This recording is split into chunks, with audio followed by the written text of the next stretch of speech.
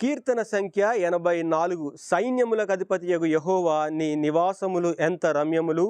యెహోవా మందిరావరణములను చూడవలనని నా ప్రాణము ఎంతో ఆశపడుచున్నది.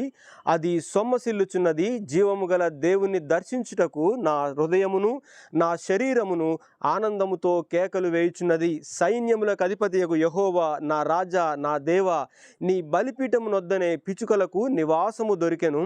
పిల్లలు పెట్టుటకు వాన కోవెలకు గూటి స్థలము దొరికెను.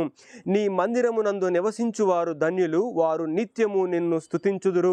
నీ వలన బలమునొందు మనుషులు ధన్యులు, యాత్ర చేయు మార్గములు వారికి అతి ప్రియములు. వారు బాకాలోయలో బడి వెళ్ళుచు దానిని జలమయముగా చేయుదురు. తొలకరి వాన దానిని దీవెనలతో కప్పును.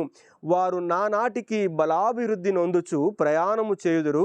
వారిలో ప్రతి వాడును సియోన్లో దేవుని సన్నిధిని కనబడును. యెహోవా సైన్యములకు అధిపతియగు దేవా, నా ప్రార్థన ఆలకింపుము. యాకోబు దేవా, చెవియొగ్గుము. దేవా, మా కేడమ దృష్టించుము. నీవు అభిషేకించిన వాని ముఖమును లక్షింపుము.